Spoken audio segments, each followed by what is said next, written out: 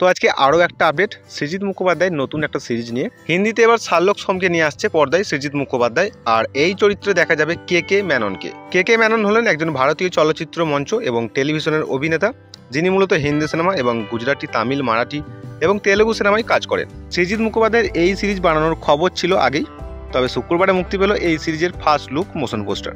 গোয়েন্দার ফেলুদাকে আগেই ওটিটি প্ল্যাটফর্মে এনেছেন পরিচালক, এবার শার্লকের গোয়েন্দাগিরিকে ওটিটির ময়দানে শেখর হোমের মাধ্যমে তুলে ধরবেন তিনি। আর এই সিরিজে মুখ্য ভূমিকায় অভিনয় করছেন কে কে মেনন, এবং উল্লেখযোগ্য ছবিতে রয়েছে আর এক বাঙালি অভিনেতা, তিনি কৌশিক সেন। জানা গেছে দিব্যেন্দু ভট্টাচার্য, রাশিকা দুগ্গাল, রণবীর সোরে ছাড়াও আরও অন্যান্যদের দেখা যাবে সৃজিতের শেখর হোমে। জানা গেছে শার্লকের বন্ধু ওয়াটসনের ভূমিকায় থাকবেন রণবীর সোরে। জিও সিনেমায় প্রিমিয়ারে মুক্তি পাচ্ছে স্যার আর্থার কোনালের ডায়ালের গল্প থেকে অনুপ্রাণিত ছবি শেখর হোম। অন্যদিকে আর এক বাংলা ছবি সত্যি বলে সত্যি কিছু নেই, এই সিনেমার শুটিং শেষ করলেন সৃজিত মুখোপাধ্যায়। এক রুকা হওয়া ফাইসালা নামে একটি নাটক থেকে তৈরি হয় এই ছবির চিত্রনাট্য। প্রযোজনার দায়িত্বে রয়েছে SVF। টলিউডের পাশাপাশি বলিউডে বেজায় ব্যস্ত সৃজিত মুখোপাধ্যায়। কলকাতা, মুম্বাই করে একের পর এক কাজ করে চলেছেন।